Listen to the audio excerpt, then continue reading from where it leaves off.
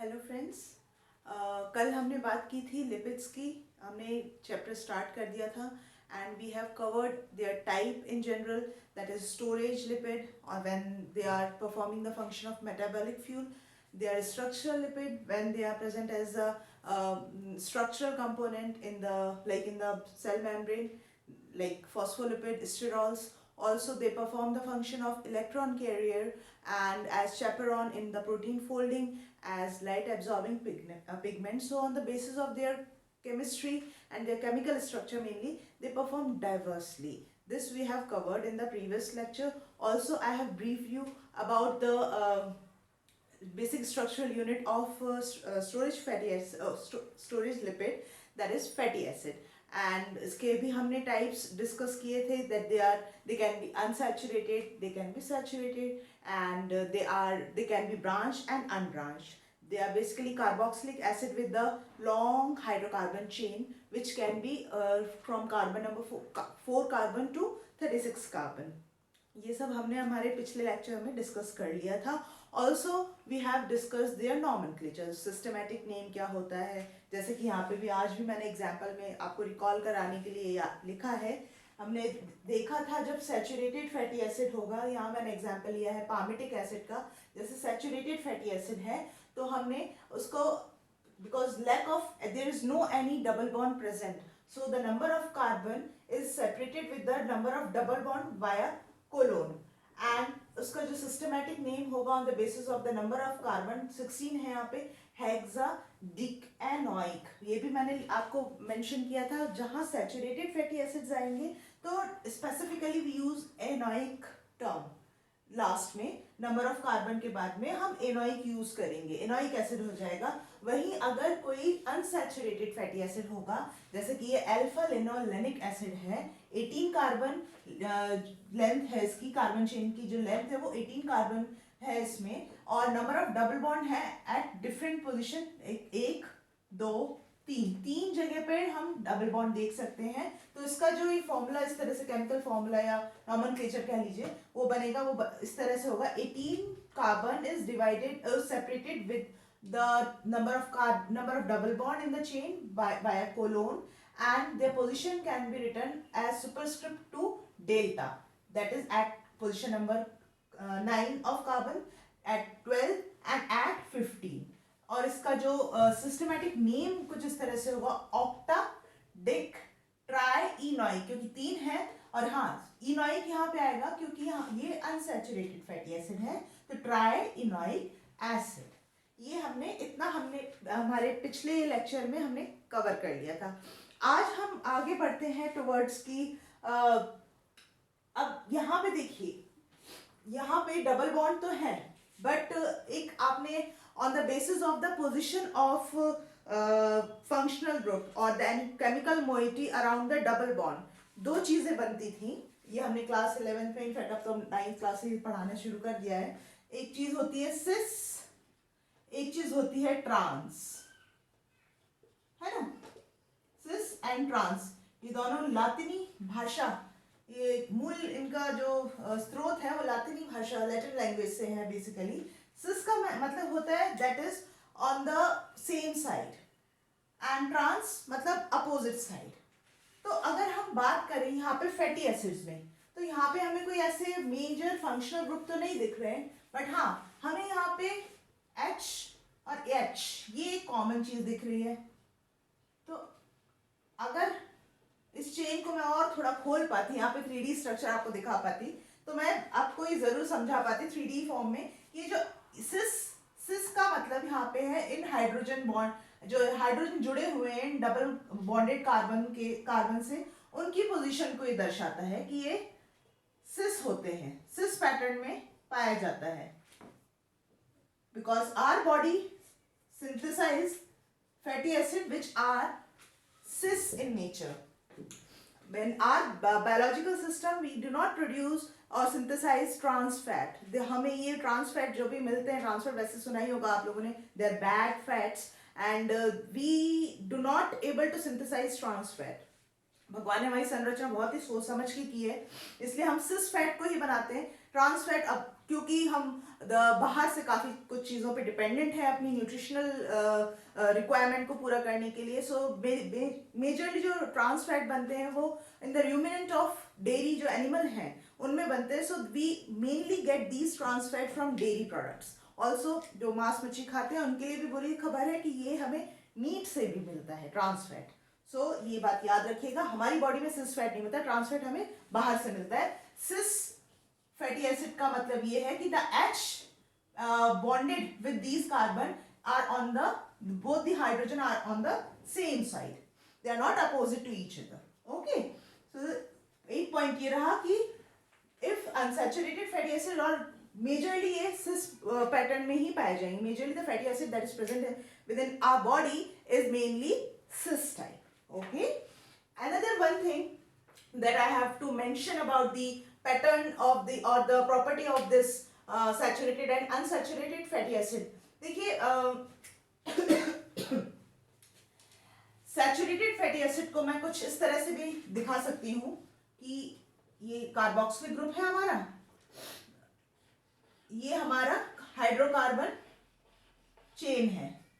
ठीक है, अब अगर एक और फैटी एसिड जो कि सैचुरेटेड ही है वो भी हमारे इसके पैरेलली अगर प्रेजेंट है तो देख सकते हैं यहाँ पे they can easily lock with each other, क्योंकि ऐसा कुछ स्ट्रक्चरल मेजर डिफरेंस नहीं आ रहा है. स्मूथली ये कार्बन चेन रन कर रही है, सिमिलरली इस वाले में भी स्मूथली रन कर रही है, तो they can easily lock with each other. लेकिन अगर डबल बॉन्ड आ जाता है जैसा कि मैं यहां बनाने वाली हूं, अगर डबल बॉन्ड आ जाता है तो क्या होता है, a kink will get produce. Suppose ये यहां पे है और ये यहां पे, तो क्या होगा, क्या ये स्ट्रक्चर इजिली आपस में लॉक हो पाएगा? बिल्कुल हो पाएगा. लेकिन यहां पे because of the presence of these double bond in the within the structure, they are it becomes a little tough. It's not easy to get locked with each other.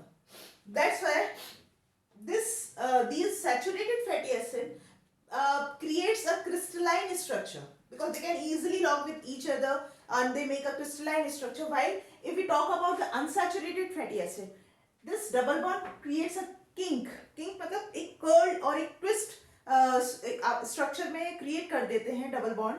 तो जिस वजह से क्या होता है, they are not able to lock with each other, they do not create any crystalline structure. So at lower temperature पे at lower temperature पे जो हमारे सैचुरेटेड फैटी एसिड्स होते हैं उनका दे आर सॉलिडिफाइड.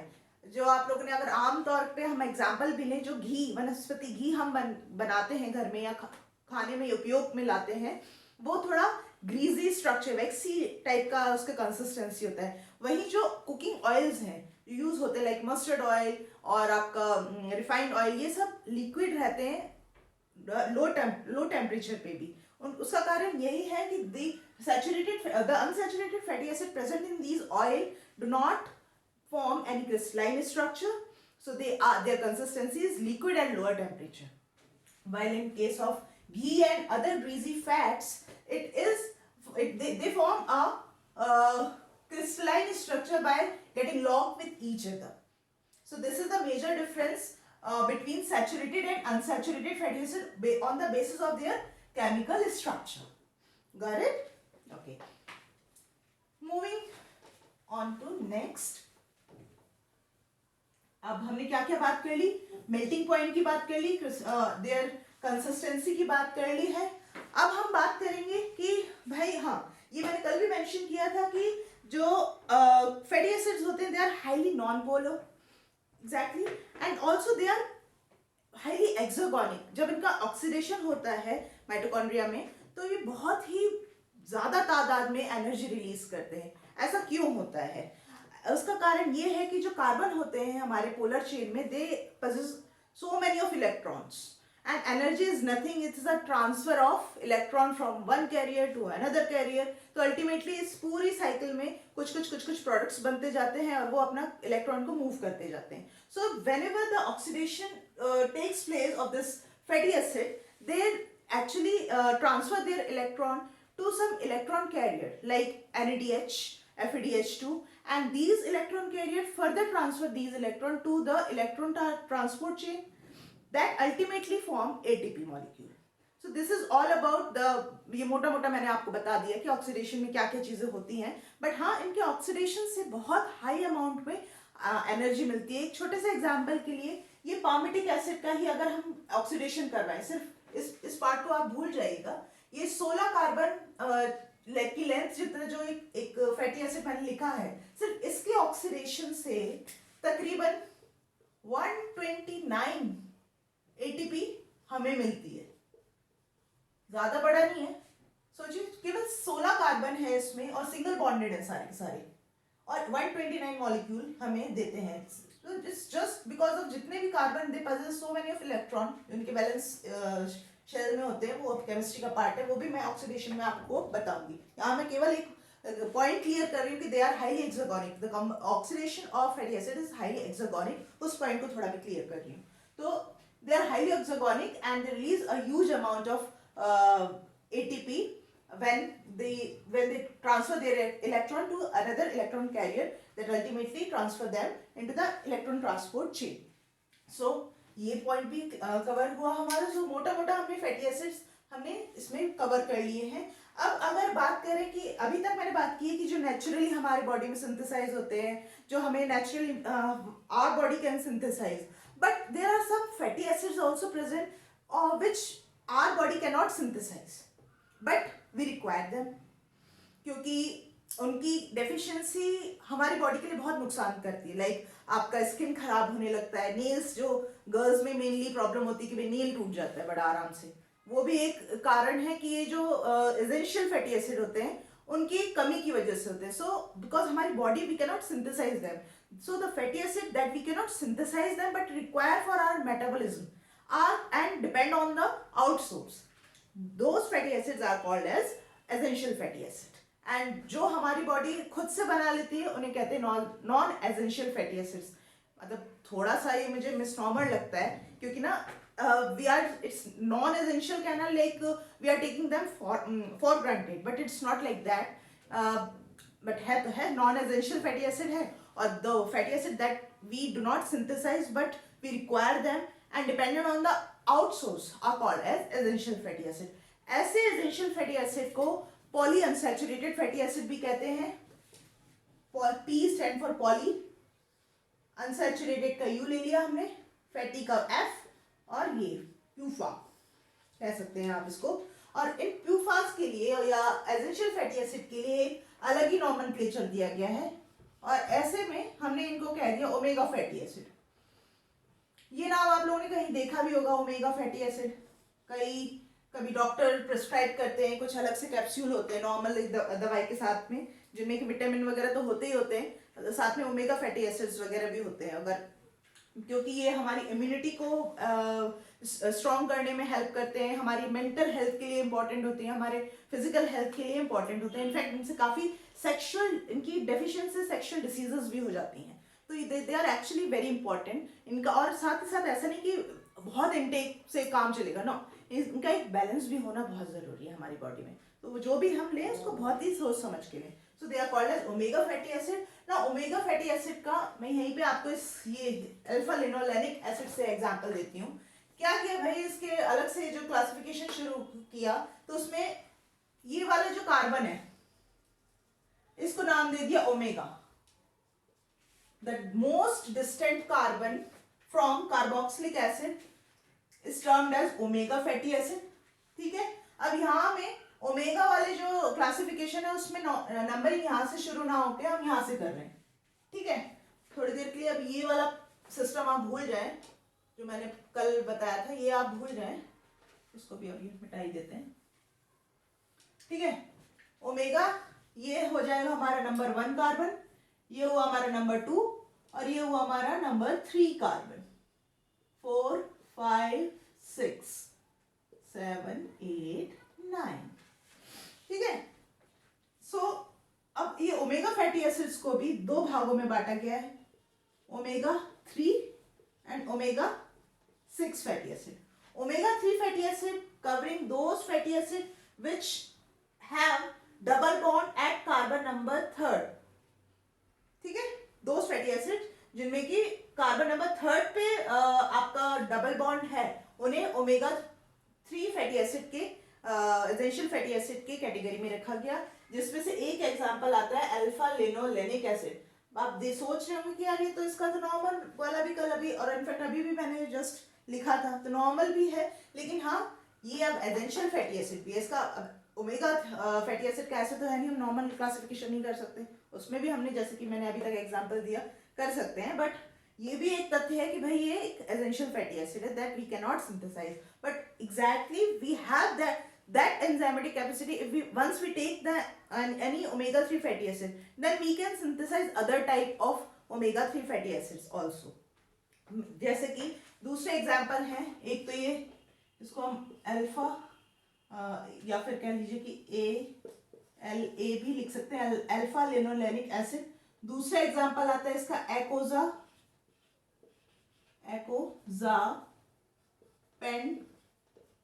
पेंटिनोइक एसिड। ठीक है, इसका भाई नॉर्मल क्लासिफिकेशन में अगर मैं देखूं 20 कार्बन होते हैं, पेंटीन 5 डबल बॉन्ड होते हैं, पोजीशन कुछ होती है डेल्टा 9 12 15 12 9 12 15 15 के बाद आएगा 18, जरूर एक है, सॉरी 4 नहीं 5 नहीं 4 होते हैं। Eicosa wait a minute, eicosapentaenoic acid 5 8 11 14 and 17 eicosapentaenoic acid होता है। इसका नॉमेनक्लेचर भी हम नॉर्मल दे सकते हैं। इसके अलावा एक और एग्जांपल है डोकोजा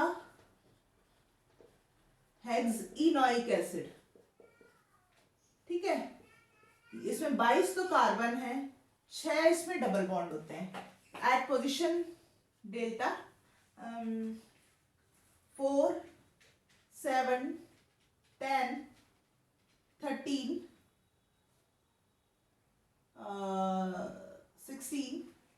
16 एंड 18। ये एक एग्जाम्पल है। ओमेगा 6 की बात करें, ओमेगा 6 में आता है लिनोलेइक एसिड, जो कि 18 ही कार्बन होते हैं, लेकिन इसमें 2 ही डबल बॉन्ड पाए जाएंगे, डेल्टा 9 और डेल्टा 12। इसका स्ट्रक्चर भी अल्फा लिनोलेनिक से ही हम बना सकते हैं। अगर हम इसको लिनोलेइक एसिड हो जाएगा ये। अगर एक जो है यहाँ पे हम CH2H और एक जोड़ दें यहाँ पे, और एक और H जोड़ दें, ठीक है ना, तो देख सकते हैं ओमेगा 6 होगा, क्योंकि यहाँ पे अब डबल बॉन्ड की शुरुआत कहाँ से हो रही है, ओमेगा कार्बन नंबर 6 से हो रही है, तो it comes under omega 6 fatty acid. Main जो सोर्स है हमारा इन ओमेगा फैटी एसिड्स का, वो होते हैं सी फूड्स, जिसमें कि आते हैं आपके मेनली फिशेस आते हैं, जो कोल्ड वाटर में जो फिश रहती हैं, लाइक सैल्मन, ट्यूना एंड आपका एक मैकेरल, ये सारे और जो भी सी फूड्स हैं mainly, they are the rich source of these omega fatty acid which are essential fatty acid. So we have majorly covered about the fatty acid. Now अगले lecture में हम कवर करेंगे जो इसके मेजर जो type है storage fatty acid का, उसके बारे में हम डिस्कस करेंगे। अगर आज का लेक्चर आपको अच्छा लगा हो तो please hit the like button, subscribe my channel, जितना हो सके इसको शेयर करें, आपस में फ्रेंड्स के साथ डिस्कस करें, एंड इससे रिलेटेड जो भी क्वेश्चंस होंगे वो आप प्लीज कमेंट बॉक्स में डालिए। और इस टॉपिक से जो कल का और आज का था, इन दोनों लेक्चर से रिलेटेड जो भी क्वेश्चंस अब तक आ चुके हैं किसी भी कंपटीशन में, वो मैं कमेंट बॉक्स में ज़रूर शेयर करूँगी. Okay, bye bye, stay safe and stay at home, stay blessed, bye.